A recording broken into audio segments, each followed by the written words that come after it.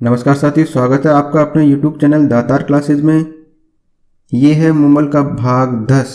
इसमें हम डिस्कस करेंगे अक्टूबर माह में जो भी पॉपुलर प्लेसेस रहे हैं उनके बारे में। तो पहला फैक्ट है 17 से 20 अक्टूबर 2022 को अंतर्राष्ट्रीय सोलर गठबंधन की 5वीं महासभा का आयोजन कहाँ किया गया? तो ये किया गया नई दिल्ली में। ठीक है, तो इसकी अध्यक्षता की है भारत के जो ऊर्जा मंत्री है R.K. सिंह, इन्होंने की है और इसमें 109 देशों के प्रतिभागियों ने भाग लिया है। ठीक है, इस बैठक में भारत को अगले 2 वर्षों के लिए इंटरनेशनल सोलर अलायंस का अध्यक्ष चुना गया है और फ्रांस को सह अध्यक्ष के रूप में फिर से चुना गया है। भारत में इसका मुख्यालय है गुरुग्राम, हरियाणा में। नेक्स्ट है संयुक्त राष्ट्रीय सुरक्षा परिषद की आतंकवाद विरोधी समिति की बैठक पहली बार न्यूयॉर्क, संयुक्त राज्य अमेरिका से बाहर आयोजित की गई। तो आतंकवाद निरोधी समिति की बैठक जो है वो आयोजित की गई इंडिया में। ठीक है, पहली बार है जो न्यूयॉर्क से बाहर आयोजित की गई है। ये जो है दिल्ली और मुंबई में आयोजित की गई और इसमें हमारे जो विदेश मंत्री है एस जयशंकर, उन्होंने संयुक्त राष्ट्र के फंड में $5 लाख का योगदान देने की घोषणा की है। क्योंकि ये ताकि भारत जो है वैश्विक आतंकवाद का मुकाबला करने के लिए आतंकवाद विरोधी प्रयास कर सके। ठीक है, ये जो संयुक्त राष्ट्रीय सुरक्षा परिषद है इसकी स्थापना हुई थी 28 सितंबर 2001 को। संयुक्त राष्ट्रीय सुरक्षा परिषद की स्थापना हुई है 28 सितंबर 2001 को। ठीक है, सुरक्षा परिषद के जो 15 सदस्य है उसमें से 5 तो स्थायी है और 10 सदस्य जो है अस्थायी है। ठीक है, नेक्स्ट है स्वच्छ सर्वेक्षण ग्रामीण 2022 में बड़े राज्यों की श्रेणी में किस राज्य ने शीर्ष स्थान प्राप्त किया है? तो तेलंगाना। तेलंगाना ऐसा राज्य है जिसने शीर्ष स्थान प्राप्त किया है बड़े राज्यों की श्रेणी। तो बड़े राज्यों की श्रेणी मतलब 30 लाख से अधिक की जनसंख्या वाले जो राज्य हैं उनमें। तो तेलंगाना पहले स्थान पर रहा है, दूसरे स्थान पर हरियाणा रहा है और तीसरे स्थान पर तमिलनाडु रहा है। छोटे राज्य और केंद्र शासित प्रदेशों की श्रेणी जिसमें 30 लाख से कम जनसंख्या है उसमें पहला स्थान मिला है अंडमान एवं निकोबार द्वीप समूह को, दूसरा दादरा एवं नगर हवेली एवं दमन और दीव को और तीसरा मिला है सिक्किम को। समग्र रूप से प्रदर्शन करने वाले 3 जिले हैं भिवानी हरियाणा का, जगतियाल तेलंगाना का और निजामाबाद तेलंगाना का। ये ध्यान रखना है फैक्ट। एक महत्वपूर्ण फैक्ट है कि जल जीवन मिशन जो है इसके कार्यात्मक मूल्यांकन के लिए इसको पुरस्कार प्रदान किए गए। ठीक है, 60% से अधिक को नल से जल प्रदान करने वालों की श्रेणी में पुडुचेरी और गोवा, मतलब 60% से अधिक जनसंख्या को यहाँ पर नल से जल प्रदान किया जा चुका है। तो पुडुचेरी और गोवा ये राज्य हैं और इसके बाद में 60% से कम जो नल से जल प्रदान करने वालों की श्रेणी में तमिलनाडु और मेघालय है। एक फैक्ट और ध्यान रखना है इंपॉर्टेंट कि जो मध्य प्रदेश का बुरहानपुर जिला है वो देश का पहला हर घर जल प्रमाणित करने वाला पुरस्कार उसको दिया गया है। तो बुरहानपुर मध्य प्रदेश हर घर जल में पुरस्कार देश का पहला जो है ये जिला है।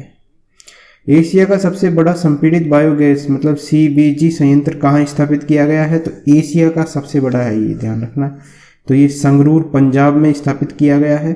इसकी कैपेसिटी जो है, ठीक है, वो शुरू में तो ये 6 टन प्रतिदिन CBG का उत्पादन करेगा और इसके बाद में ये 33 टन प्रतिदिन इसका उत्पादन करेगा। ठीक है, नेक्स्ट है 11 अक्टूबर 2022 को प्रधानमंत्री नरेंद्र मोदी ने महाकालेश्वर कॉरिडोर श्री महाकाल लोक का उद्घाटन किस स्थान पर किया? तो महाकालेश्वर मंदिर है उज्जैन में, वहां पर किया। तो ये जो कॉरिडोर है इसको हम श्री महाकाल लोक के नाम से भी जानेंगे। तो ये इसके अंदर ऐसा स्थान होगा यहाँ जहाँ भगवान शंकर की जो पुरानी कथाएं हैं एक ही स्थान पर देखने को मिलेगी। ठीक है, उज्जैन का जो ज्योतिर्लिंग है महाकालेश्वर वो 12 ज्योतिर्लिंगों में से एक है। ठीक है, और ये जो परियोजना है इसको श्री महाकाल लोक नाम दिया गया है। इसके लिए परिसर को 20 हेक्टेयर से विस्तार किया जा रहा है। मतलब जो परिसर है महाकालेश्वर मंदिर का उसको 20 हेक्टेयर से फैलाया जाएगा और इसकी एस्टिमेटेड कॉस्ट आएगी 800 करोड़ रुपए। नेक्स्ट क्वेश्चन है, प्रधानमंत्री नरेंद्र मोदी ने 9 अक्टूबर 2022 को किस गांव को देश का पहला सौर ऊर्जा संचालित गांव घोषित किया? तो मोढेरा गांव है जो 24 घंटे देश का पहला जो है सौर ऊर्जा संचालित गांव होगा। मोढेरा गुजरात का है ये। तो गुजरात का जो मेहसाणा जिला है उसका मोढेरा गांव है, उसको भारत का पहला 24/7 सौर ऊर्जा संचालित गांव घोषित किया गया है। ठीक है, इसके लिए केंद्र और राज्य सरकार ने 2 चरणों में 50-50 के आधार पर 80.66 करोड़ रुपए की राशि खर्च की गई है और 12 हेक्टेयर भूमि इसको आवंटित की गई थी। तो देश का है पहला सौर ऊर्जा संचालित गांव मोढेरा गांव गुजरात का। गति शक्ति पोर्टल लॉन्च करने वाला देश का पहला राज्य है गुजरात। ठीक है, तो गति शक्ति पोर्टल इन्होंने लॉन्च किया है। इसके तहत क्या होगा, 21 सरकारी विभाग, 52 उप विभाग और डेटा की 500 से अधिक फाइलों का एकीकरण एक पोर्टल, मतलब एक पोर्टल बनाया गया है। इस पोर्टल से लाल फीताशाही को कम होगी। मतलब इससे लाल फीताशाही का मतलब है ऑफलाइन काम कम हो जाएगा, सारा काम इस पोर्टल की मदद से होगा। नेक्स्ट है, संयुक्त राष्ट्र बहुआयामी गरीबी मूल्यांकन जो सूचकांक है, multi dimensional poverty index MPI जिसको हम बोलते हैं, इसकी रिपोर्ट के अनुसार 2005 से 2019-20 के बीच भारत में गरीब लोगों की संख्या में कितनी कमी दर्ज की गई है? तो ये गरीबी का डाटा है। इसमें 41.5 करोड़ लोगों जो गरीब लोगों की संख्या में कमी हुई है। तो भारत में गरीबी के बारे में डिस्कस कर लेते हैं। भारत में जो है दुनिया भर में सबसे ज़्यादा गरीब है इस समय पे, 22.9 करोड़ लोग जो है भारत में गरीब है। इसके बाद में दूसरा नंबर आता है 9.6 करोड़ लोगों के साथ नाइजीरिया का। तो पहले स्थान पर भारत है और दूसरे स्थान पर नाइजीरिया है। देश में जो गरीबी 2005-06 की बात करें तो 55.1% थी, जो घटकर 2019-20 में 16.4% हो गई। शहरी क्षेत्रों की बात करें तो 5.5% है और ग्रामीण क्षेत्रों में ज़्यादा है, वो है 21.2। तो देश में जो कुल गरीबी है 22.9 करोड़, उसमें से लगभग 90% तो है ग्रामीण गरीबी है। मतलब लगभग 20.5 करोड़ जो है लोग गरीब वो गांव में रह रहे हैं। सबसे गरीब राज्य भारत में 9 है। ठीक है, 9 सबसे गरीब राज्य है बिहार, झारखंड, मेघालय, फिर मध्य प्रदेश, उत्तर प्रदेश, असम, उड़ीसा, छत्तीसगढ़ और राजस्थान। तो 9 राज्य जो है सबसे गरीब है। राज्यों और केंद्र शासित प्रदेशों के सापेक्ष में सबसे तेजी से गरीबी गोवा में कम हुई है। ठीक है, सबसे तेज जो घटी गरीबी है वो गोवा में घटी है। बिहार की बात करें तो बिहार में गरीबी का प्रतिशत जो है 77.4% था 2005 से में, 2015-16 में ये हो गया 52% कम होके और 2019 में 34.7% हो गया। विश्व स्तर की बात करें तो विश्व स्तर में जो गरीबी है दुनिया में 1.2 करोड़ लोग बहुआयामी रूप से गरीब है, 1.2 करोड़। ठीक है, गरीब लोगों की संख्या सबसे अधिक कहाँ है? उप सहारा अफ्रीका है, वहाँ पे 579 मिलियन में है। इसके बाद दक्षिण एशिया 385 मिलियन। तो दोनों क्षेत्रों में कुल मिलाकर 83% लोग गरीब रहते हैं। तो सबसे ज़्यादा गरीबी कहाँ है? उप सहारा अफ्रीका में और दक्षिणी एशिया में। बहुआयामी जो गरीबी सूचकांक है 3 आयामों और 10 संकेतकों के सहारे एक व्यक्ति के अभाव को मापता है। मतलब गरीबी को नापने के लिए इसने पैरामीटर बना रखा है, 3 आयाम बना रखे हैं। कौन कौन से?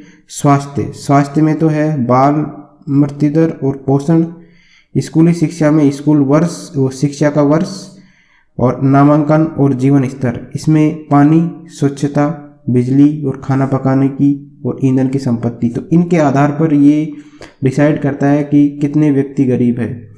नेक्स्ट है मिशन प्रमुखों का 10वां सम्मेलन 20 से 22 अक्टूबर 2022 को कहाँ आयोजित किया गया? तो केवड़िया गुजरात के अंदर इसको आयोजित किया गया। तो इसमें 118 जो प्रमुख थे, मिशन प्रमुख थे, उन्होंने भाग लिया जो कि विदेशों में काम कर रहे हैं। ठीक है, मिशन प्रमुख जैसे राजदूत है और उच्चायुक्त है उनको एक साथ लाता है ये। तो इसका आयोजन किया गया केवड़िया में, ठीक है। इसकी अध्यक्षता की हमारे विदेश मंत्री श्री एस जयशंकर ने। ये आयोजन क्यों किया जाता है? ताकि विदेशों में जो है भारत के हितों को बढ़ावा देने के तरीकों के बारे में जानकारी देता है ये। इसका एक मंच है और इस पर 118 प्रमुख जो है उन्होंने इसमें हिस्सा लिया है।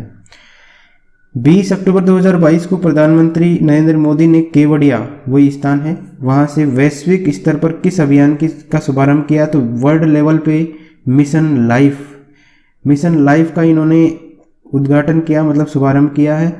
और ये मिशन लाइफ क्या है? उन्होंने कहा है कि हमारी जीवन शैली ऐसी होनी चाहिए जिससे प्रकृति को नुकसान नहीं, ठीक है। और इस तरीके की जीवन शैली को उन्होंने नाम दिया है प्रो प्लेनेट पीपल। तो प्रो प्लेनेट पीपल का कंसेप्ट लेके आए हैं नरेंद्र मोदी जी और इन्होंने मिशन लाइफ नाम का अभियान शुरू किया है। कहाँ पे किया है? केवड़िया, गुजरात में। 12वीं भारतीय रक्षा प्रदर्शनी डिफेंस एक्सपो 2022 का आयोजन कहाँ किया गया? तो डिफेंस एक्सपो 2022 का आयोजन गांधीनगर, गुजरात में किया गया। इसका विषय था पाथ टू प्राइड, गौरव पथ, ठीक है। पाथ टू प्राइड मतलब इसका थीम था गौरव पथ। देश का पहला डिफेंस एक्सपो था जिसमें केवल भारतीय कंपनियों ने हिस्सा लिया है। इसमें कहाँ पर आयोजित हुआ? ये गांधीनगर, गुजरात में। इसमें भारत और अफ्रीका सुरक्षा फेलोशिप कार्यक्रम भी शुरू किया गया है। और ये फेलोशिप कार्यक्रम क्या करेगा? जैसे अफ्रीका के जो बुद्धिजीवी है उनको भारत में रक्षा और सुरक्षा पहलुओं पर शोध करने का अवसर देगा। 30 अक्टूबर 2022 को देश की पहली निजी क्षेत्र की विमान निर्माण संयंत्र का शिलान्यास प्रधानमंत्री नरेंद्र मोदी ने किस स्थान पर किया? तो पहली है ये, ठीक है, प्राइवेट सेक्टर की पहली विमान निर्माण संयंत्र है। इसका उद्घाटन वडोदरा, गुजरात में किया गया। इसका नाम है C295, ठीक है, ये भी ध्यान रखना है। तो ये पहली निजी क्षेत्र की विमान निर्माण संयंत्र है।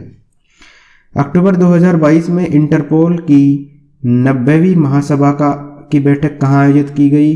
तो 90वीं बैठक आयोजित की गई भारत की नई दिल्ली में, ठीक है। इससे पहले हुई थी 1997 में। 1997 के बाद अब हुई है ये इंटरपोल की बैठक। इंटरपोल मतलब अंतर्राष्ट्रीय आपराधिक पुलिस संगठन, ठीक है। इसमें कुल सदस्य देशों की संख्या है 195 इसमें सदस्य है। 25 सालों बाद में भारत में हुई है, इससे पहले 1997 में हुई थी, ठीक है। ये क्यों आयोजित की जाती है मीटिंग? ताकि इस कार्यक्रम में जो कुख्यात अपराधी है उनको ट्रैक करने से लेकर नार्को टेररिज्म होती है, भ्रष्टाचार होता है, साइबर अपराध होता है, ड्रग सिंडिकेट होता है, फ्रॉड, लापता व्यक्तियों को ढूंढने और आतंकवाद के जो आपराधिक पैटर्न उस पर चर्चा हुई है इसके बारे में। मतलब इंटरनेशनल लेवल पर टेररिज्म को समाप्त करने का एक प्रयास है ये और इसके लिए एक संगठन है। इसका लोगो क्या था? इसका लोगो था जो कोणार्क का सूर्य मंदिर बना हुआ है उससे प्रेरित है 3 पहियों वाली एक गोलाकार आकृति जिसके बीच में एक पहिया है, ठीक है। इसका लोगो था ये। और इंटरपोल के वर्तमान अध्यक्ष का नाम ध्यान रखना है अहमद नासर अल राइसी। इसका आयोजन कहाँ किया गया? नई दिल्ली में 25 साल बाद में। हिंदी भाषा में मेडिकल की शिक्षा देने वाला देश का पहला राज्य, इंपॉर्टेंट क्वेश्चन है, मेडिकल की एजुकेशन देगा हिंदी में तो मध्य प्रदेश। यहाँ पर पाठ्यक्रमों को हिंदी में कन्वर्ट कर लिया गया है। नेक्स्ट है स्वच्छ सर्वेक्षण पुरस्कार 2022 में किस भारतीय शहर का लगातार छठी बार भारत का सबसे स्वच्छ शहर घोषित किया गया है? लगातार छठी बार, ये 7वां सर्वेक्षण था और इसमें छठी बार इंदौर को छठी बार लगातार सबसे स्वच्छ शहर घोषित किया गया। दूसरे नंबर पे हैं सूरत और तीसरे नंबर पर है नवी मुंबई। सबसे स्वच्छ राज्य की बात करें हम तो इसमें मध्य प्रदेश पहले स्थान पर, दूसरे पे छत्तीसगढ़ और तीसरे पे महाराष्ट्र। शहर की बात करेंगे तो इंदौर पहले पे, दूसरे पे सूरत और तीसरे पे नवी मुंबई। राज्य की बात करेंगे तो पहले पे मध्य प्रदेश, दूसरे पे छत्तीसगढ़ और तीसरे पे महाराष्ट्र। 1 लाख से कम आबादी वाले शहरों की बात करेंगे तो पंचगनी महाराष्ट्र ने पहला स्थान प्राप्त किया है। अब ये 3 फैक्ट और है। गंगा के किनारे 1 लाख से अधिक आबादी वाले शहर, इसमें हरिद्वार जो है इसका पहला स्थान स्वच्छता के मामले में रहा है। और गंगा के किनारे 1 लाख से कम आबादी वाले शहरों में बिजनौर उत्तर प्रदेश का पहला स्थान रहा है। सबसे स्वच्छ छावनी बोर्ड घोषित किया गया है देवलाली महाराष्ट्र को। स्वच्छता सर्वेक्षण 2022 जो हुआ है वो 7वां संस्करण है और इसमें कितने शहरों का सर्वेक्षण किया गया? 4355 शहरों का सर्वेक्षण किया गया, जो दुनिया का सबसे बड़ा शहरी स्वच्छता सर्वेक्षण है। तो ये जो सर्वेक्षण किया गया है दुनिया का सबसे बड़ा है और इसकी थीम थी पीपल फर्स्ट। ये ध्यान रखना है। कौन कौन से फैक्ट? शहर सबसे टॉप किया है इंदौर ने, दूसरे पे सूरत, तीसरे पे नवी मुंबई। स्वच्छ राज्यों की बात करें तो महाराष्ट्र, वो मध्य प्रदेश, फिर दूसरे पे छत्तीसगढ़ और तीसरे पे महाराष्ट्र। हाल ही में भारत के किन समुद्री तटों को प्रतिष्ठित ब्लू फ्लैग प्रमाणन दिया गया है? तो ब्लू फ्लैग प्रमाण ये देती है डेनमार्क की foundation for environment education, FEE, Denmark की है ये संस्था और ये ब्लू फ्लैग का जो प्रमाण देती है, ठीक है। तो ये एक वर्ल्ड लेवल का प्रमाण पत्र होता है। तो ये अभी हाल ही में दिया गया है मिनिकाय थुंडी तट और कदमत तट, ठीक है। ये लक्षद्वीप में स्थित है, ये 2 तट है, इनको दिया गया है। भारत का सबसे पहला जो ब्लू फ्लैग प्राप्त करने वाला था उड़ीसा का गोल्डन बीच, ठीक है, ये नाम ध्यान रखना है। गोल्डन बीच को सबसे पहला दिया गया था और अब कुल जो है प्रमाणित है 12 जो है ब्लू फ्लैग प्रमाणित समुद्री तट है भारत में। नेक्स्ट है चर्चित योजनाएं अक्टूबर माह की। तो इसमें उत्तर पूर्वी क्षेत्र में आर्थिक और सामाजिक विकास को बढ़ावा देने के लिए केंद्र सरकार ने किस योजना को मंजूरी प्रदान की है? तो ये मंजूरी प्रदान की है PM डिवाइन योजना। ये जो उत्तर पूर्वी क्षेत्र है उसमें हमारे राज्य आते हैं 8। पूर्वोत्तर राज्य कौन कौन से हैं? असम, मेघालय, मिजोरम, मणिपुर, त्रिपुरा, नागालैंड, सिक्किम और अरुणाचल प्रदेश। इन राज्यों में ये योजना PM डिवाइन है, ये शुरू करने की घोषणा की गई है और इसमें मंजूरी प्रदान कर दी गई है इसको। और इसमें क्या होगा, जो है 2022-23 से 2025-26 तक ये योजना चलेगी और उसमें 100% जो भागीदारी रहेगी, वित्त जो है 100% केंद्र सरकार के द्वारा इसका वित्त पोषण किया जाएगा, ठीक है। 4 वर्षों के लिए इसमें लगभग 6600 करोड़ रुपए का खर्चा आएगा। ये क्या है? ये योजना पूर्वोत्तर क्षेत्र के विकास के लिए प्रधानमंत्री की एक नई पहल है। नेक्स्ट है युवा लेखकों को परामर्श देने वाली प्रधानमंत्री की योजना, जिसकी शुरुआत 2 अक्टूबर 2022 को की गई। ये 30 वर्ष से कम आयु के जो भी युवा है, लेखक है, उनको प्रशिक्षण प्रदान किया जाएगा। तो ये योजना का नाम है युवा 2.0। इसका फुल फॉर्म है young upcoming and versatile authors, ठीक है। तो इसमें जो है ट्रेनिंग दी जाएगी 30 वर्ष से कम आयु के जो लेखक हैं उनको। Thanks for watching.